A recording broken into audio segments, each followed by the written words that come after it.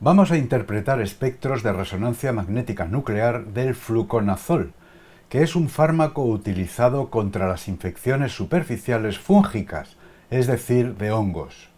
Esta estructura permite obtener espectros de protón, carbono y flúor en el espectrómetro de sobremesa Magritech de 80 MHz. En un vídeo anterior estudiamos a fondo el espectro de protón, cuyas asignaciones te recuerdo rápidamente. Se asignaron las señales más desapantalladas a 816 y 777 ppm a los dos protones heterotópicos de los dos triazoles enantiotópicos, aunque no supimos exactamente qué señal pertenecía a cuál de los dos protones. Las señales a 733 y 672 ppm pertenecen a los tres protones heterotópicos del anillo aromático, pero tampoco pudimos asignarlas a protones concretos. También averiguamos que la señal a 4,6 ppm en realidad eran dos dobletes, debidos a los protones de los grupos metileno que, aun siendo enantiotópicos entre sí, daban dos señales porque los protones de cada grupo CH2 resultaban diastereotópicos y no isócronos. Por último, la señal a 428 se asignó al grupo OH.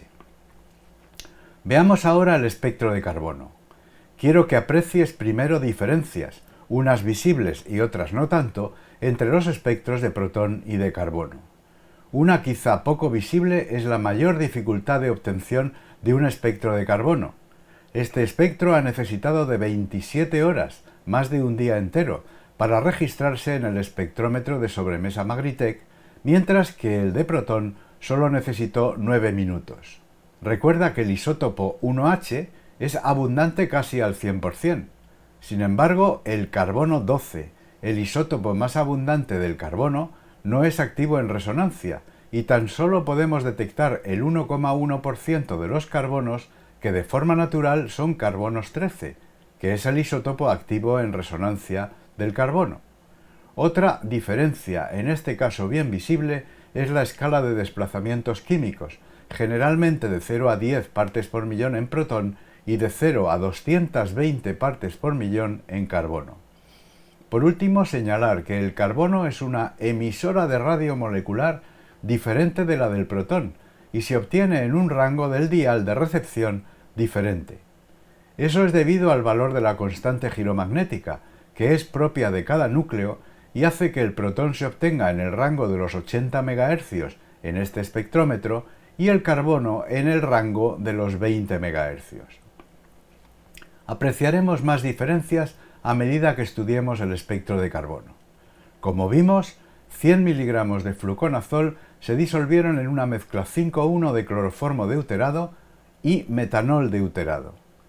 Como hicimos en el espectro de protón, lo primero es reconocer las señales de los disolventes y utilizar su desplazamiento químico como referencia. Los disolventes son las únicas señales que aparecen complejas en los espectros de carbono. El cloroformo y el metanol aparecen respectivamente como un triplete a 77 partes por millón y como un septete a 49 partes por millón aproximadamente. En otro vídeo explicaré el porqué de la forma compleja de las señales de los disolventes. Otra diferencia con los espectros de protón es que en el de carbono no se miden las intensidades de las señales y no se registran, por tanto, las integrales. Recuerda que la intensidad relativa de las señales de protón era proporcional al número de protones responsables de cada una, pero eso no sucede en carbono. De todas formas, hay algunas generalidades respecto de la intensidad de las señales de carbono. Por ejemplo, los carbonos no protonados, como los cuaternarios o los grupos carbonilo, excepto los aldehídos, suelen ser muy poco intensos. Si ocurre que varios carbonos son isócronos por ser homo o enantiotópicos, la señal correspondiente será especialmente intensa. Entremos en harina. Al igual que en los espectros de protón, las señales más a la derecha, es decir, las más apantalladas, pertenecen a carbonos alifáticos y las más desapantalladas a los aromáticos. Por tanto, las señales más apantalladas a 55,9 y 74,8 ppm deben ser los carbonos alifáticos. La más intensa de las dos corresponde a los dos grupos CH2 enantiotópicos e isócronos y la menos intensa al carbono cuaternario. Las demás señales aparecen a más de 100 ppm, lo que concuerda con que sean las aromáticas del benceno y de los triazoles. Las señales de los espectros de carbono son singletes, porque el acoplamiento con los protones se suprime electrónicamente. Sin embargo, en este caso concreto del fluconazol, debes de tener en cuenta que los átomos de flúor son activos en resonancia, por medio de su isótopo único flúor 19, y por tanto se acoplarán con el carbono 13, produciendo desdoblamientos que serán más importantes cuanto más cerca esté el carbono 13 del flúor 19. Por ello, deberemos asignar las señales a 144,5 y 150,7 ppm a los 4 carbonos de los triazoles enantiotópicos que se encuentran muy alejados en enlaces de los átomos de flúor y no se desdoblan. Al igual que ocurría con los protones, no podemos saber qué señal pertenece a qué pareja de carbonos de las dos posibles. Por su parte, los carbonos bencénicos unidos directamente a flúor sufrirán el mayor desdoblamiento de todos los posibles. Estos carbonos son no protonados, serán por ello poco intensos y deben estar muy desapantallados por el efecto del anillo aromático y de la electronegatividad del flúor. Mira las 8 señales entre 153 y 170 ppm, que las he listado en hercios directamente. Ahora considera uno de los carbonos unido directamente a flúor. Debe sufrir un desdoblamiento enorme por estar unido a un flúor, pero además se encuentra a 3 enlaces del otro, así que tendrá un desdoblamiento adicional mucho más pequeño por la influencia del flúor a 3 enlaces. Al otro carbono unido al flúor le sucede exactamente lo mismo. Por ello, debes esperar para cada uno de estos carbonos un doble doblete, con un desdoblamiento enorme y otro mucho más pequeño. Analiza primero las distancias en hercios entre las parejas de señales próximas. Hay 2 de 13 hercios y otras 2 de 12 hercios aproximadamente. Como en un doble doblete las separaciones tienen que ser las mismas, los 2 dobletes de 13 hercios formarán uno de los dobles dobletes, y los dobletes de 12 hercios el otro doble doblete. De esta forma medimos separaciones entre los dobletes de cada doble doblete de 250,9 y 247,2 hercios, que son las enormes constantes de acoplamiento que cada carbono sustenta con el flúor al que está unido directamente.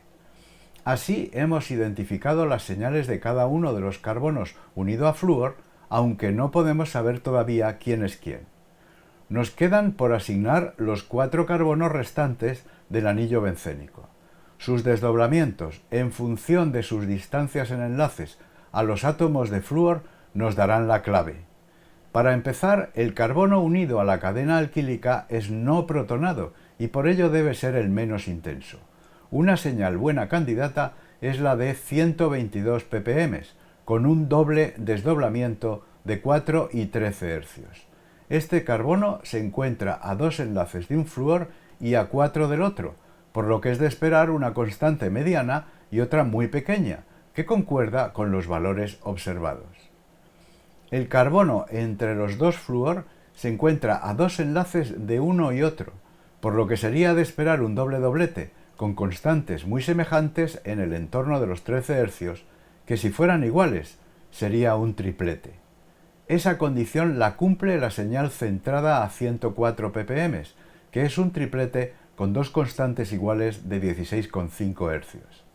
El carbono en para a este último se encuentra también equidistante de los dos flúor, separado por 3 enlaces de ellos, por lo que también debería aparecer como un doble doblete o triplete con constantes muy parecidas o iguales, también en el orden de los 12 hercios. El doble doblete, centrado aproximadamente a 129, contiene constantes de 5,6 y 9,5 hercios, cumpliendo razonablemente con esa condición. Por último, el carbono en meta con el carbono unido a la cadena alquílica es muy parecido a este, en cuanto a la distancia a los 2 átomos de flúor, 2 y 4 enlaces, por lo que debería mostrar acoplamientos similares al carbono cuaternario, si bien su señal será algo más intensa por estar protonado. La señal que queda, centrada a aproximadamente 111 ppm, cumple con estas condiciones, conteniendo acoplamientos de 3,2 y 20,7 Hz. Salvo por la adjudicación de las señales de los carbonos unido a flúor y de los carbonos triazólicos, el espectro de carbono está entendido. ¿No es cierto? Estas incertidumbres y la confirmación de la asignación de las señales de protón y carbono habrán de hacerse mediante experimentos bidimensionales que explicaré en los vídeos siguientes.